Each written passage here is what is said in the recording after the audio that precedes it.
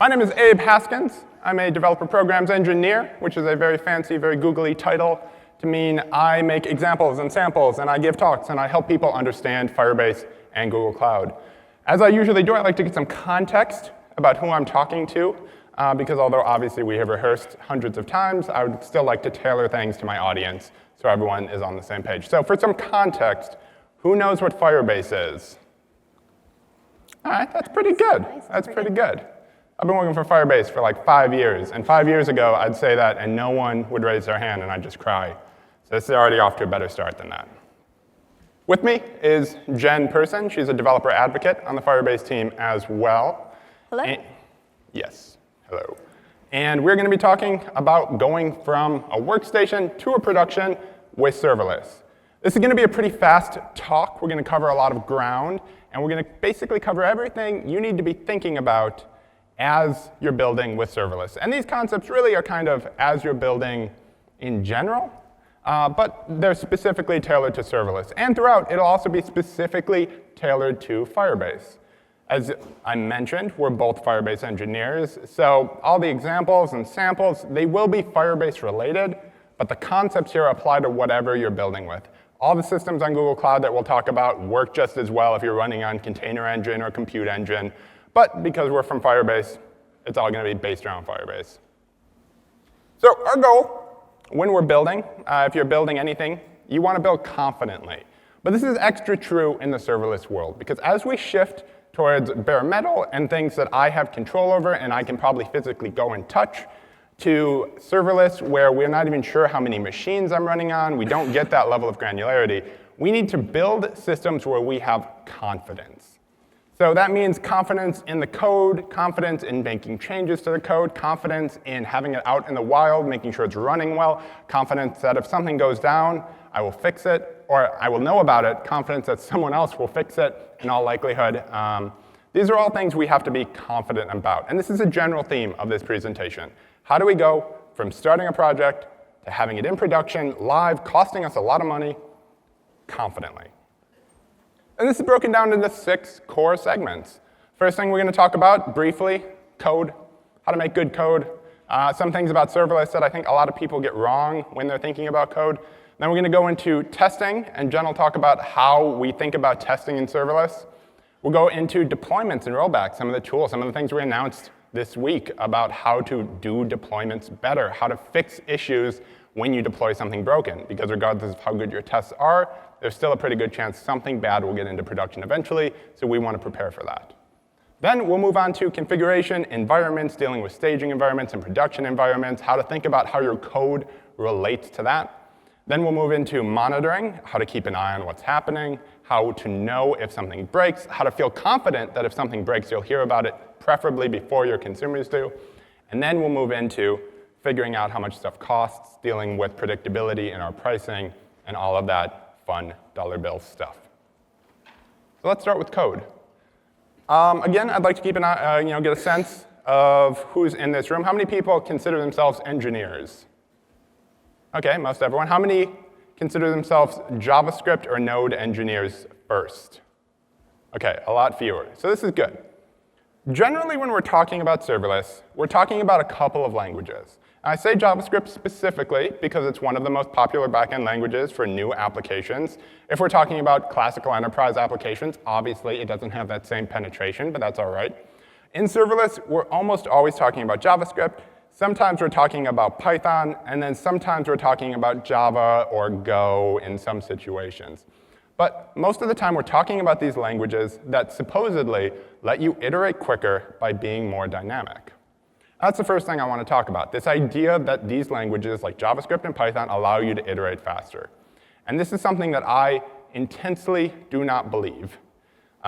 This idea that when you're building with serverless that you are going to use these languages that are kind of flexible and loose to build up these great systems because serverless is very contained. We get these nice little reusable functions and modules we can move around. We might think that they're maintainable and that they can scale with these languages that don't work very well at scale. And that's simply not true. So let me give you an example. Here's a JavaScript function. Imagine you're a new member of your team, a mid-level engineer you just hired in, and you give them a simple task. Write a function that says, is a given user privileged?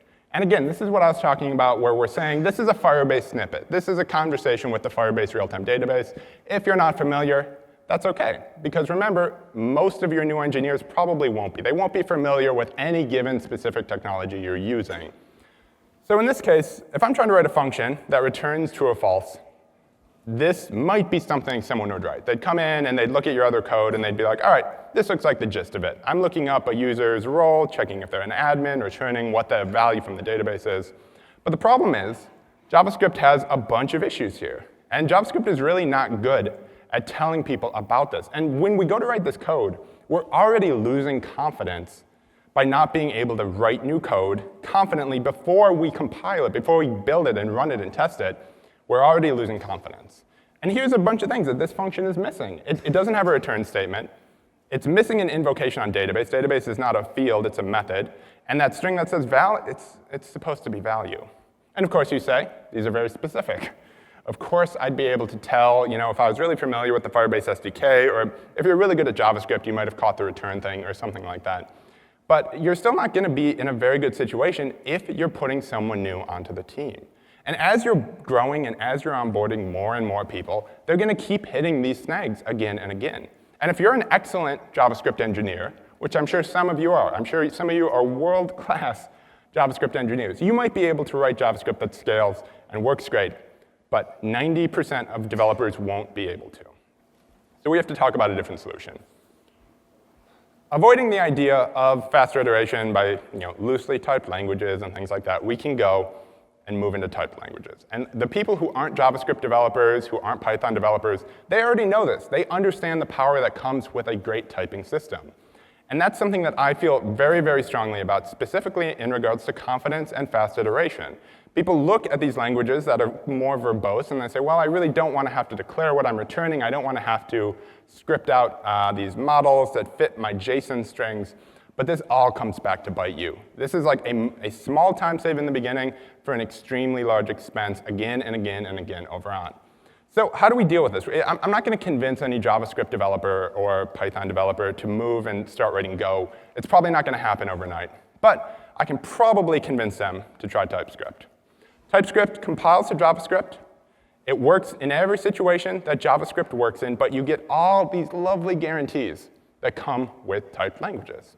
So here's the same function that we showed before with all these issues.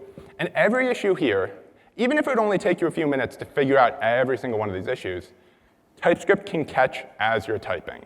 So here's the same function rewritten in TypeScript. It looks basically the same. There's async await operators in there, and that's modern JavaScript. If you were running on a new version of Node, you'd still get that. If you were running in a modern enough browser, you would get that. But with TypeScript, since it's compiled, you get that for free everywhere without having to worry about it. Then we add in that string and Boolean, just say, hey, this is what I'm trying to return here. This is my end goal.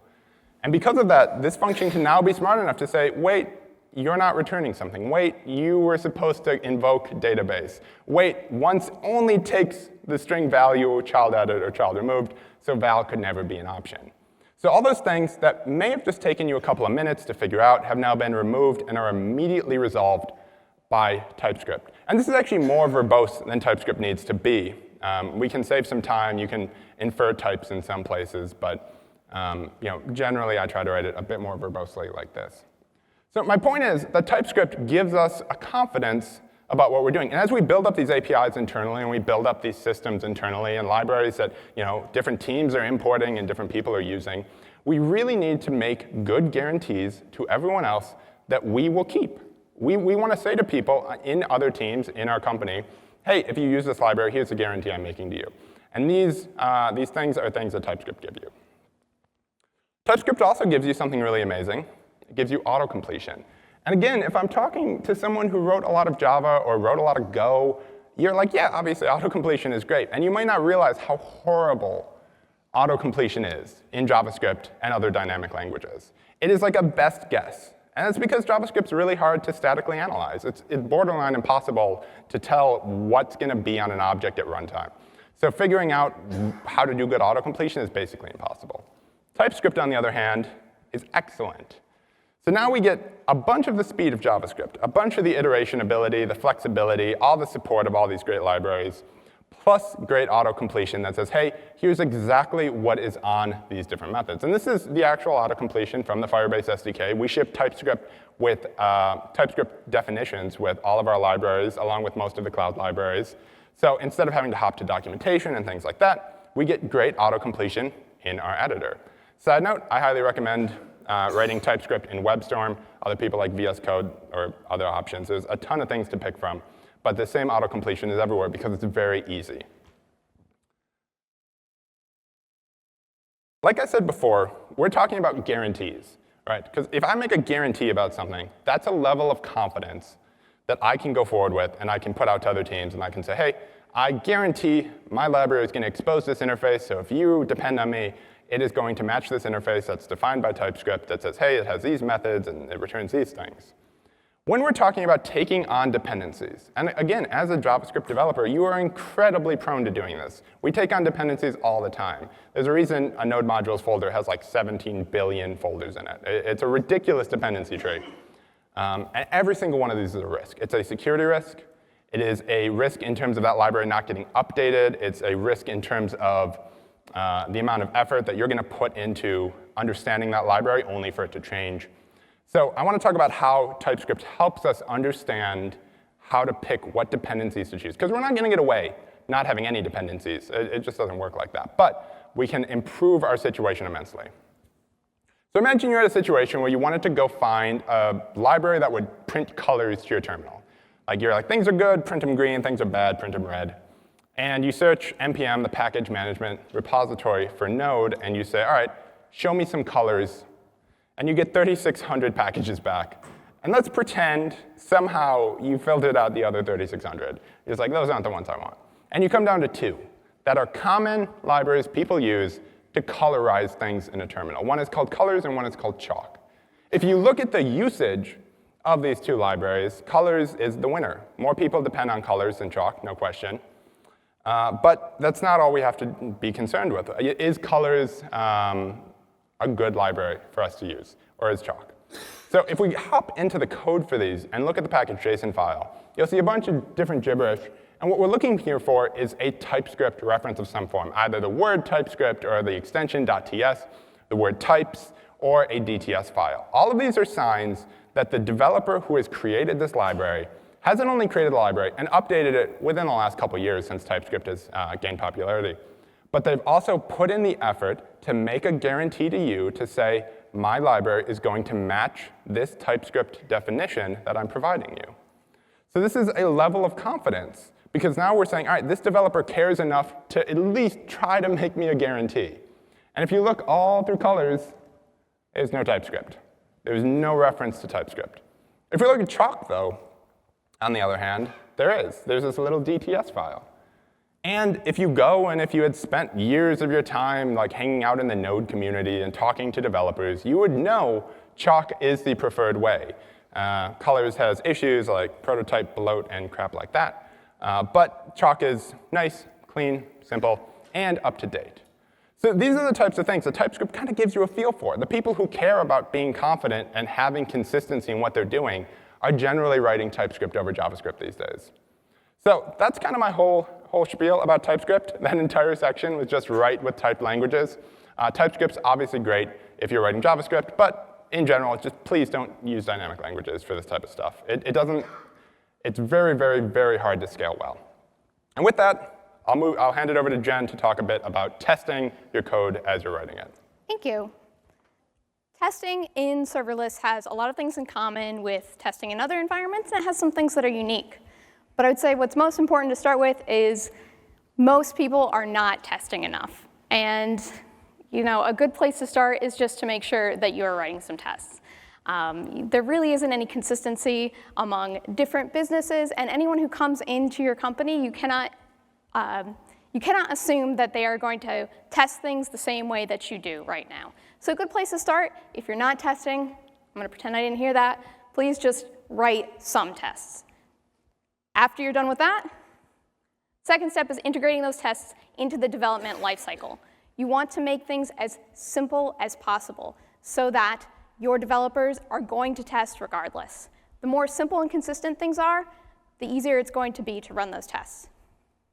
You want things to be as automated as possible. So we can start by encouraging developers to write tests by removing some of the cost of writing those tests. Now, what do I mean? Again, we have an example here that's written in Cloud Functions for Firebase, but this is going to be the same kind of thing no matter what your serverless environment is. Here I have a very lengthy function, and what it does is when a message is written to the database, it sends a notification to everybody that's in that room and lets them know that a message was sent. It also checks to make sure that it doesn't send a notification to the person who originally wrote the message because they know that they wrote it. But this is really hard to check. It's really hard to test this besides just doing a simple deploying it and then actually, writing things to the database. It's really not ideal for testing. So it's better to write your functions like this. So what is it that I've changed about this? Here I have a top-level namespace. And in Cloud Functions, this enables me to trigger functions in a couple of different ways. Now I have the automatic trigger, which occurs when that write happens, and I have an HTTP trigger so that I can run it manually. I've also moved the function's specific logic away and added a send to room function. And you'll notice that just has a room ID and some text, and that enables me to test things without needing any unique objects that may be present in your serverless environment. So for instance, in Cloud Functions, you might have something like a document snapshot, but rather than having to handle that unique object, it's so much easier if you can just test like this using a string. So the second part is running your tests. Tests simply cannot be optional. If they are, they're going to get stale, and they're not going to be run consistently. Even if you are a great developer, if it's late at night and you're trying to patch something, there's a good chance that at some point you're going to forget, and that's going to be the point where there's going to be an error. So it's a good idea to use something like pre-deploy hooks, which are available in Cloud Functions and other serverless environments. Here you have a test that has to be run in order to put something into staging or into deploying. This means that if this fails, it will not actually go live. And you can also run this from your continuous integration or continuous deployment environment, which is great. So even if you're not running it from your workstation, if you have somewhere else that automatically runs it, it can still run these hooks first. And Abe's going to talk a little bit more about continuous integration. But first, if you want to know more about testing, here's a couple talks that we suggest: Release with Confidence, Testing, Debugging, and Monitoring in a Serverless World, and also GCP and the Future of Software Testing. So I know we just covered a couple of really basic examples, but again, keep in mind that you want tests to be simple and automatic. All right, let's talk about deployment and rollback. Thanks. So imagine you've written some code using Typescript, obviously, because I've sold you on it. And you've written some tests that run automatically. You can't deploy anything without passing these tests. That's great. Let's go a step further and say, how are we deploying our code? How are we getting our code from our workstation to our servers? And this is a question that there's a lot of different answers to. If you've been programming for a minute like I have, you might think back to the days of uploading SFTP files, like dragging your PHP index4.php over, whatever.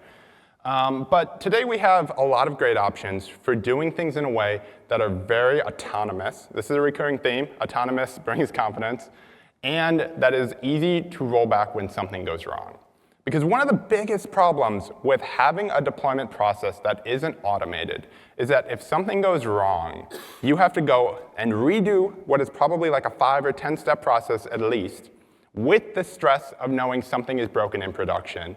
And there's generally like one person who actually understands the script that does the deploy, and then there's a bunch of people who just read the instructions. So there's a big bust factor involved too. So I want to talk about this really cool tool called Cloud Build. This is our continuous integration, continuous deployment tool we have as part of Google Cloud. So if you're already hosting all your code in Google Cloud, like I'm sure you are, and you're already deploying to Google Cloud, that I'm sure you are, then we can use Cloud Build to kind of merge those two steps.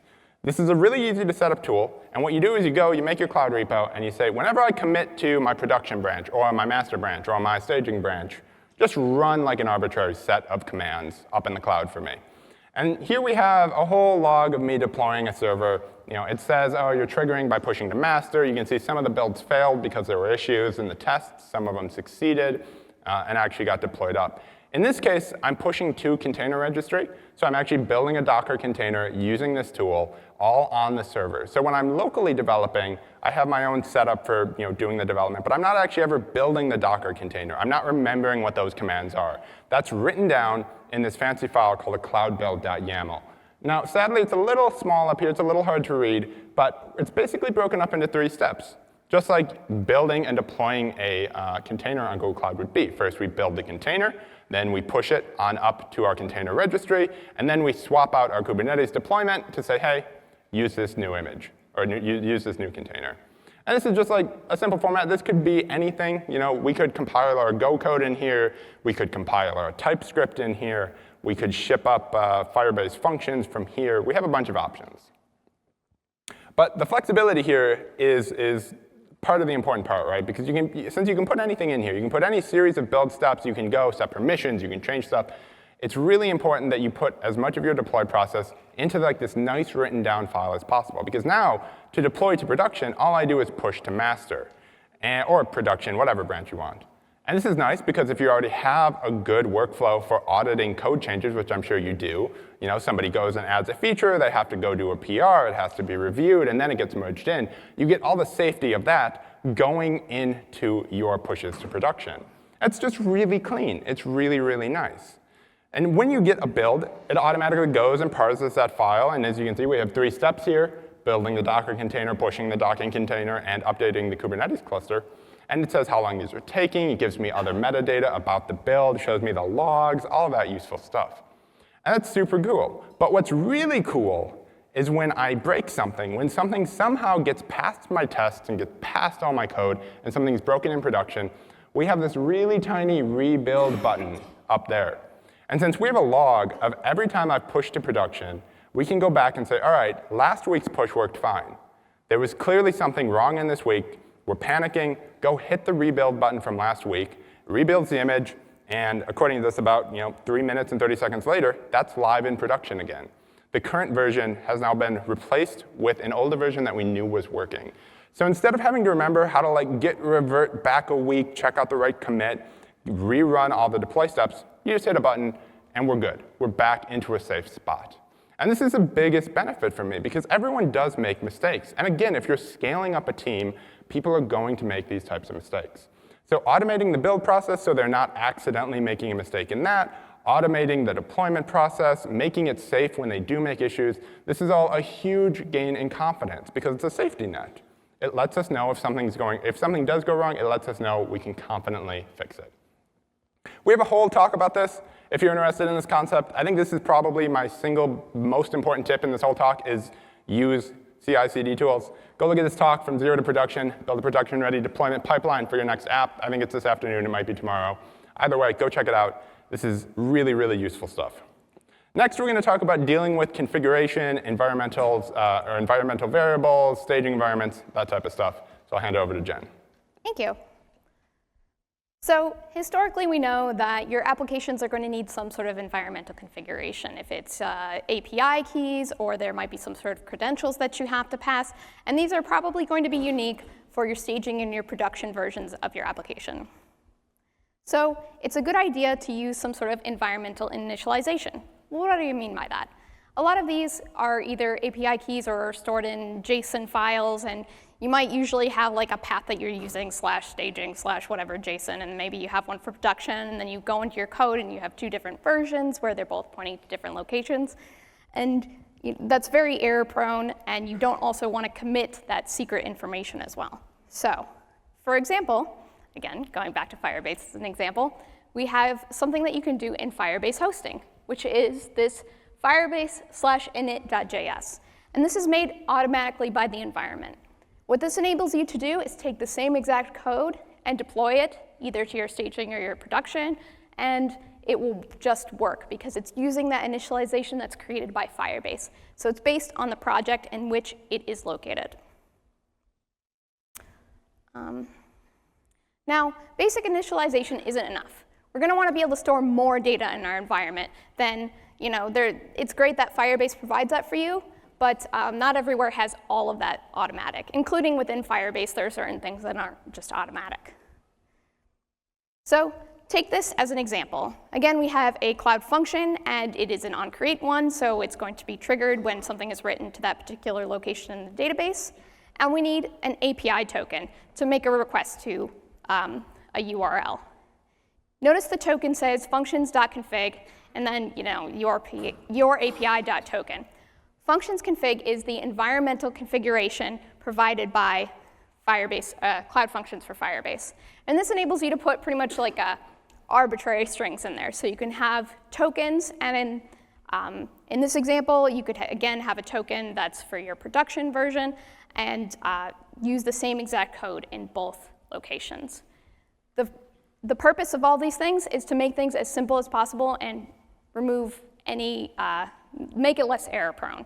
So again, if you just have that same configuration and then you just add that based on your different versions of your application, you can not worry about having different versions of your app. I'm going to pass things back over to Abe to talk about monitoring your app after you've deployed it. Cool. All right, so we have almost shipped a project completely into production. We're very close. We've committed it. We've deployed it with our CI tool. We've loaded it up using the initialization from the environment. And now we need to keep an eye on it. And this is, again, a part that people really seem to start failing at because it's pretty tough. There's a lot of angles you have to come at in order to keep an eye on a running application. But we make it easier with Google Cloud because anytime we're talking about keeping an eye on something, we're talking about Stackdriver. Stackdriver is a really powerful tool. I don't claim to understand all of it, but there's a few gains we can get just by doing a few simple things to keep an eye on our application and to feel more confident when it's running in our production environment. So I'm going to first talk about enhancing logging. We all know the lowest common denominator for logging out anything is just like console.log, debug.log, system.out.println, right? Like, it goes to the standard output. Maybe we save it to a file. That's great, but it's actually horrible. It's not great at all, because as soon as something starts going wrong, it becomes very difficult to look at these logs and gain any insight out of them. This becomes especially true if you have like a multi-tenant environment with a lot of asynchronous stuff happening, and these logs just kind of mush together. So if you're looking at one issue that went wrong, you're going to be like, well, is this log from a different request? What's happening here? So I want to talk about how we can get that way better. We can get a much better situation without any code changes. And so if we're logging things out in Cloud Functions for Firebase, or many of our other serverless offerings, you get a log like this. And I want to stress that this is just from a normal console.log in our JavaScript. This is not anything special. We're not importing any SDK. You can see we have the actual text of our log all the way to the right. Like, that text without any coloring on it is the actual output. And starting from the left, we have a timestamp that we get automatically. We have a name. That name is the function that it was invoked to cause this log. So for example, if I thought one of my specific endpoints was failing a lot, I could say, hey, only show me logs for this endpoint. That's helpful. But what's even more helpful is these crazy numbers right to the right. And what that is the invocation ID. So every time I hit an endpoint, it gets its own invocation ID. All the logs get tagged with that. So if I want to go and see the lifecycle of one specific call to one specific endpoint, I can click on that, filter it down. It builds up that whole query up there automatically, and I can see the entire lifecycle of my execution. And we can see it here. We start the execution, we run some code, we print something out, we get a result, and then the function ended. It said it took 5,300 milliseconds, about 5 seconds to run. And that's the entire lifecycle. So now we're not dealing with all those logs. We're not dealing with a text file that we're trying to like grep through. It is so much cleaner to use Stackdriver logging to parse our logs, to slice and dice that information. It's a no-brainer, especially because it's not a code change. And again, this comes in across like all Google Cloud projects. If you're just setting this up, you can get a ton of benefit from it. But we can move beyond logging. This type of logging is extremely reactive. It's like something happened, somehow we found out about it, and then we went and started looking at our logs. But we can go a step further, and we can get alerted when something goes wrong. So the same ability for us to know, for it to capture those logs and throw them out, it can also capture stack traces, and it can tell us about them. So this is Stackdriver error reporting. And Stackdriver error reporting is a proactive tool. As soon as something happens, it's watching all the time, and as soon as something happens, it says, hey, there was an error. In this case, you can see I've had a few errors in those same request cool, fulfill cool methods. And if we click on one of those, we get a whole bunch of insight about that specific error. It links us to the line of code that caused it. It tells us how often it happens, when it last happened. Of course, it gives us just a normal stack trace to debug on. And again, no code changes here. This is just running in our serverless environment and turning this on. We get all this benefit. So we can set this up. We can say, hey, send me a text message, hit me up on the Google Cloud mobile app, send it over to PagerDuty to route to the right person, all these options as soon as something goes wrong. So this is a great way to say, all right, I know if something goes wrong, if something throws, I will know about it. I know I can very easily go into the individual invocation that caused that throw. In like a few seconds, I can get those logs. That's super helpful.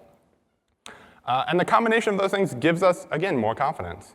But we're still not quite there, right? Like that's more proactive. That's like getting closer to the error. But really, we want to catch these things before they happen. We want to keep an eye on our system and say, if anything goes wrong or is going to go wrong, I should know about it. And this is where Stackdriver monitoring comes up. Now, Stackdriver monitoring looks a bit different than the rest of the Cloud Console. One, because mine is themed black, but two, also because it is kind of outside the console, because it can run against your AWS resources and other things like that. But you can see here, we have two specific little drop-downs up there, one set to cloud function and one set to execution count. And in here is everything about your Google Cloud setup. It's like your cloud storage data. It has information about how many App Engine instances you're running, how many compute engine, CPU hours you're using, all sorts of crazy stuff. And you can just go in here, chart them in different ways, build up dashboards, and do all sorts of fun stuff like that. You can build those big screens where you're like, oh, look at the colored lines. I know what those mean, all through this tool. And we're just throwing this information out for you. And it's super, super useful. So here we have two lines. We have this blue line and this pink line. The pink line is obviously much lower than the blue line. And this is to be expected, because that blue line is the front-end function that actually serves up content. And the pink line is the one that requests it and actually builds up the content to be served. And there's a big difference in the invocation count because there's a caching layer between them. The pink line is expensive and slow, so it doesn't get called as much. But we can imagine a situation where something went wrong, right? Where those lines started to converge, where our cache was failing, where our expiry was too short, or something like that. And we could easily set up a policy to alert us if that case started to become true. So an example of this is I have a cron job that runs to deal with this specific cache. The daily cache cleaner job runs about 24 times a day. And if at any point the threshold for how often it's being executed falls below once an hour, I want to know about it, because that means for some reason something happened that made my cron job not run. I don't know what it was. It might not matter, but something happened. Maybe the network flickered. Maybe the job aired out for whatever reason. And if we look at this, we can see there's been a few incidents over time. It's texted me 3 times and said, hey, just so you know, your cron job didn't run. And again, I don't particularly care. Like, the cron job will run again the next hour, and as long as it resolves, that's fine. And the great part about Stackdriver is that if it resolves, it'll text me again and say, never mind, it's all good. So we have this situation where now, if something goes wrong, we can easily debug it with Stackdriver logging. If something new happens, we will get alerted through error reporting. And before anything bad happens, we will keep an eye on it with Stackdriver monitoring. This is just spewing confidence all over the place, because we have such a great idea of what our application is doing. And if I'm not looking at the screen, if I'm not in the office, I can feel really safe that I'm looking at this from all angles and keeping an eye on what's going on. The last thing we're going to talk about is pricing. I'll hand it over to Jen. Thank you. So when it comes to pricing of serverless, what I'm really talking about is not just the money involved, but just the whole cost. What are you really buying into? And when I think about buying into any system, serverless being one of those, I think about soy sauce. And the reason is I watched a video on how soy sauce was made. And did you know it's actually pretty basic, right? It's water and salt and soybeans and I think yeast. I think that I could probably do it myself. I've been cooking for a long time, right? Maybe you can see where I'm going with this. If I want to make dinner, and dinner includes soy sauce, I can either spend a really long time making soy sauce and probably not make it that well, or I can make dinner. So when you're buying into serverless, you're basically paying someone else to take care of that system for you. So you have to ask yourself, what is it that you're trying to make? What are you trying to build? Does it really make sense to make something from the ground up yourself? or does it make sense to invest in somebody else making it? Because yeah, that initial cost is going to be more expensive. And especially when that system might go down, it's going to be really hard to give up that control. So I'm talking about cost as in the price, but also everything that you're buying into. So let's talk about forecasting. How do you know how much you are going to be paying? Fortunately, many of these systems, all Google Cloud systems at least, have some sort of calculator, so you can figure out how much you're planning on spending on it. But it has like a whole bunch of small details in it that you might not be familiar with. Do you really know how many CPU hours you're going to need? If only there was something that collected that information. Yeah, so Stackdriver, fortunately, collects a lot of good details for you, and you can use these to calculate how much you're going to be spending. So yes, calculators are great, but they're only one part of it. You really have to know what all those little numbers are behind the scenes, and that's when Stackdriver comes in to really help you out. Now, keep in mind, Google Cloud has a huge variety of different options, and most apps will mix and match. Not all apps should be serverless. When Cloud Functions for Firebase first came out, I was like, this solves every problem. I'm going to make everything work with Cloud Functions. But certain things just don't make sense when you have a 60-second timeout, or you can even up it longer than that. But some things take a long time, and sometimes it makes more sense just to have a traditional server that's constantly running. So rather than trying to make everything fit into serverless, sometimes it's going to be more affordable and just make more sense to do things on a more traditional server. So don't forget that there's like a whole suite of tools out there that Google Cloud has that may serve your different needs. It doesn't all have to be serverless. And also factor in the cost of ops. This sort of goes back to what I was saying about making the soy sauce. There's a whole lot of people involved in that process behind the scenes before I go to the grocery store and buy it. And if I do it myself, I really don't know that I'm not going to give myself botulism or salmonella or something. There's all sorts of people behind the scenes that are ensuring that every single product is high quality. So when I'm buying soy sauce in the store, it's going to be more expensive. And something similar can be said of using serverless. So you might find that up front, it kind of seems like it's going to be more expensive than spinning things yourself, but you can factor in the fact that you need fewer people to be in charge of that ops for you, because you're basically paying to have someone make sure that it's working all the time. So for more info on managing costs, because this is a very important topic, of course, we have a few different talks for you to pick from: managing costs in GCP, how to structure your resources, optimizing applications for scalability while keeping costs at bay, and monitoring and forecasting your GCP costs. So if money's important, which I'm pretty sure it is to all businesses, I would definitely check these out. So let's sort of summarize what we talked about today. We want to make sure that your serverless environment is very reliable and that you have confidence in it. So we talked about writing clean, strong code using Typescript. Typed languages might be hard to swallow for traditional JavaScript developers, but I agree that having a background in Swift, I know what their benefits are, and I highly recommend checking out Typescript. Systematic testing is very important. You need your tests to be automated, automatic, and no-brainer, so that as you're growing your team, they don't have to worry about learning your testing technique. It's built in, and the easier it is to do your tests, the more likely they are to be run.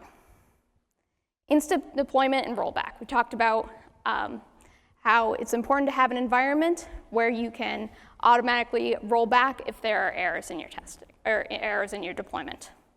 We talked about environments and config and setting it up so that your secret API keys or your configurations are both hidden and safe, and also are not part of your code, so that it's agnostic of what version of your code you're running. We talked about trustworthy monitoring using Stackdriver, and also how that blends really nicely into predictable pricing. And thinking about how serverless upfront can sound more expensive, but in the end, it might be the better choice for you.